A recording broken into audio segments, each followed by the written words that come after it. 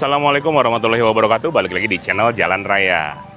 Halo teman-teman, apa kabar? Semoga dalam keadaan sehat di masa pandemi corona ini ya. Dan kita doakan agar pandemi ini segera lewat. Di video kali ini saya akan membuat segmen baru di channel ini, yaitu saya akan review mobil-mobil yang menurut kami itu bagus dan worth to buy sesuai dengan budget yang ada.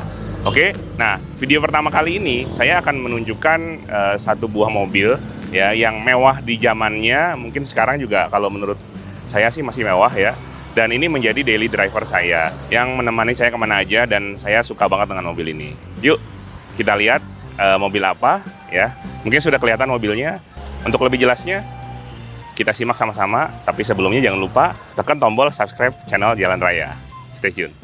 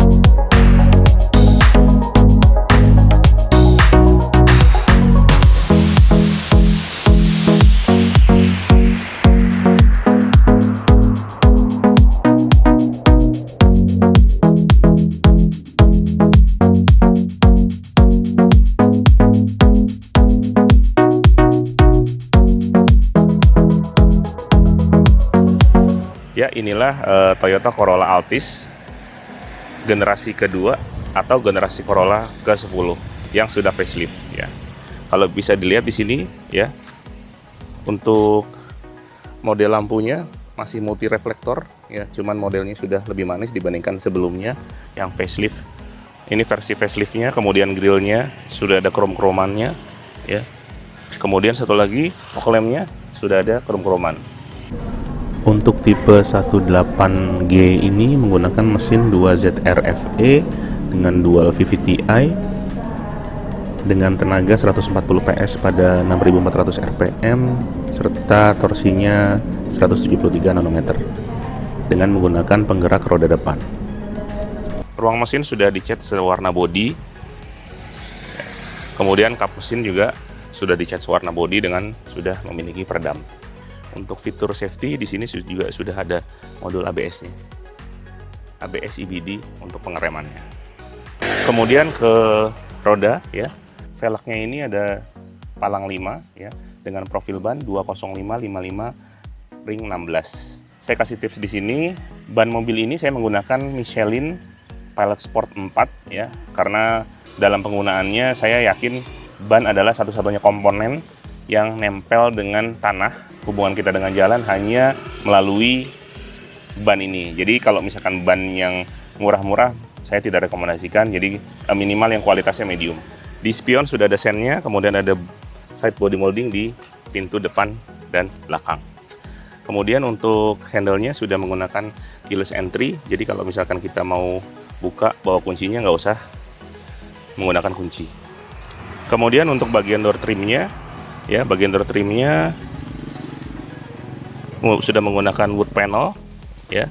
Untuk power window auto di sisi driver saja, kemudian ada window lock dan power door lock ya. Kemudian di sini sebenarnya bahannya fabric, hanya saja saya sudah ganti dengan bahan yang dengan kulit sintetis ya. Kemudian di sini ada cup holder dan tempat penyimpanan, ada speaker, dan di sini ada tweeter.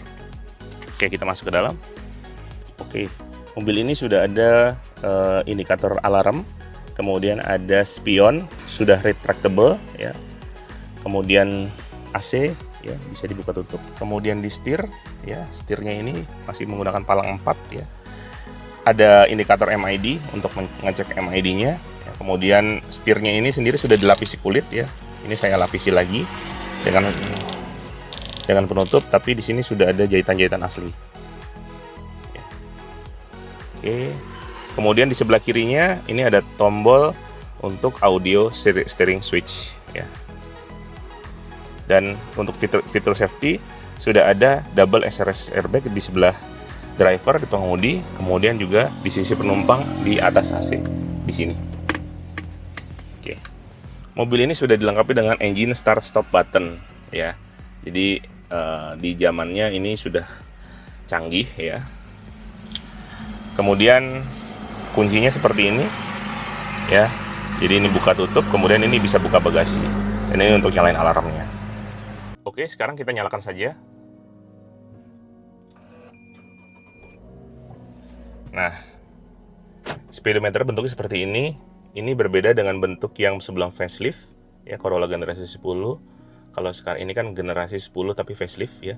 Dia warnanya putih berpendar. Kemudian untuk konsumsi bahan bakar di MID average 11 km per liter ya.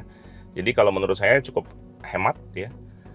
Kemudian indikator transmisi ada P, N, D, R ya, ini ada di sini sebelah kanan. Indikator temperatur dan indikator bensin di sebelah sini. Kemudian fitur yang menarik lagi, mobil ini sudah menggunakan auto headlamp ya, dan juga untuk saklar fog lamp-nya sudah menyatu dengan saklar lampu utama. Untuk sensor cahayanya ada di sini. Ini dia. Ya. Kemudian untuk wiper juga sudah intermittent, bisa diatur interval kecepatannya. Kebetulan untuk head unit sebenarnya dia masih model CD ya, yang seperti ini. Hanya saja untuk mobil ini saya sudah menggunakan Android. Nah, menariknya mobil ini adalah mobil salah satu yang paling laris di dunia. Sehingga kalau teman-teman cari aksesorisnya, misalkan head unitnya, ya itu di luar negeri banyak yang jual. Jadi bentuknya seperti apa, dari harga murah sampai dengan harga mahal. Model-model Androidnya banyak. Ya, saya ini pun saya beli di impor ya, impor sendiri. Kemudian kalau bisa dilihat ini benar-benar presisi, memang diciptakan untuk mobil ini. Ya. Oke, kemudian beralih, AC-nya sudah auto, ya. Kemudian auto climate, cuman belum dual zone. Kemudian ke bawah lagi ini ada indikator parkirnya, ya. Indikator parkir, kemudian ada aux-nya juga di sini.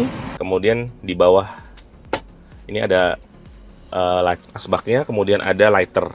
Ya. Kemudian ke transmisinya untuk pindah giginya ya sudah dilapisi kulit dengan jahitan-jahitan asli di sini. Kemudian transmisinya CVT ya sudah ada mode Triptonicnya ya. Sayangnya mobil ini belum dilengkapi oleh pedal shift. Untuk bagian tengahnya sudah menggunakan wood panel semua ya, warnanya warna coklat tua. Kemudian untuk rem tangan masih manual jenis tarik. Kemudian ada 2 buah cup holder di sini. Ya. Kemudian armrest ya. Ini bahannya fabric tapi sudah saya ganti dengan kulit sintetis. Ya. Di sini ada kotak penyimpanan, ada 2 lapis. Yang pertama yang di atas, kemudian yang di bawah. Untuk yang di bawah cukup dalam ya. Oke. Kemudian di sisi penumpang, laci penyimpanan juga cukup banyak, ada 2 lapis di sini ya. Di sini di atas ya, dan di bawah. Untuk yang di bawah ya, dia sudah menggunakan soft opening untuk membuka lacinya. Nah, di dalam sini karena ini saya pasang Android, di sini ada untuk USB-nya di dalam sini. Jadi lebih rapih. Oke, untuk seat belt-nya dengan head adjuster ya, kemudian hand grip model retract. Ya, kemudian untuk sun visor-nya, sisi penumpang dengan vanity mirror dan dengan lampu yang otomatis nyala kalau dibuka. Kemudian ada 2 buah lampu baca, sudah saya ganti LED di sini. Kemudian untuk sisi pengemudi, ya ini juga ada tempat kartu. Ya. Kemudian juga sun visor-nya sudah dilengkapi dengan vanity mirror dan lampu yang otomatis nyala kalau dibuka cerminnya. Oke. Untuk kaca tengah juga sudah dilengkapi oleh day night view ya, hanya saja masih manual. Kemudian door trim di sisi penumpang sama mirip ya, ada wood panelnya juga. Untuk suara audionya sendiri saya tidak mengganti speakernya, saya hanya mengganti head unitnya saja. Cuman suaranya sangat empuk sekali ya. Untuk suaranya karena ini sudah dilengkapi oleh 4 buah speaker dan 2 buah tweeter, jadi saya merasa bahwa audio mobil ini cukup empuk ya. Coba kita dengerin.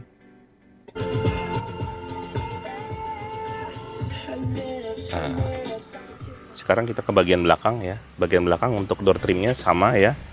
Sudah ada wood panelnya ya. Kemudian ada tempat penyimpanan 1 buah botol dan penyimpanan lainnya ya. Kemudian saya masuk.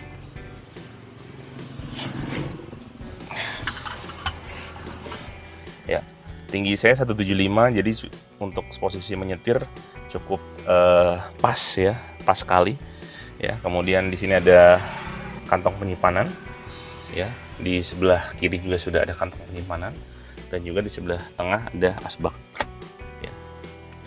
Kemudian di kursi penumpang belakang sudah ada 3 headrest yang adjustable. Di sini ada armrest ya yang bisa digunakan, dan ini juga ada wood panelnya. Nah, ini menarik ya. Ada 2 cup holder di sini, bisa nyimpan 2 cup holder, dan bawahnya ini ada kayak semacam karpet buat nahan botol minuman. Ya. Kemudian juga sudah dilengkapi dengan seat belt 3 titik. Dan menariknya kalau misalkan kita mau buka kursinya juga bisa, untuk nyambung ke bagasi bisa dilipat. Nah, untuk membuka bagasi ada 3 cara. Yang pertama adalah dengan seperti biasa ya, buka aja begini. Kedua adalah menggunakan tuas yang ada di depan. Nah, ini tuas bagasi.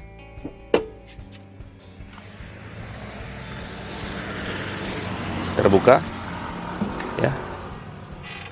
Dan yang ketiga dengan menggunakan remote ini. Nah, memang tidak bisa langsung terbuka ya, manual bukanya. Kemudian untuk bagasi juga cukup luas ya. Di sini ada ban serep ya, ban serepnya full size ya, sama dengan ban-ban yang lainnya. Kemudian ada dongkrak ya. Kemudian speakernya ada di sini ya. Dan di sini ada lampu bagasi. Oke. Kemudian lampu remnya sudah LED, kemudian lampu bolamnya masih biasa, dan lampu mundurnya masih biasa ya. Kemudian sudah dilengkapi dengan juga kamera parkir yang ditambahin sendiri, kemudian sensor parkir 2 titik yang memang asli dari sananya. Ini ada emblem 1800 dan juga kalau 2000 itu V, ini 1800G. Ada emblem Toyota Corolla Altis. Satu lagi fitur safety yang menarik dari mobil ini adalah keempat rodanya sudah menggunakan rem cakram.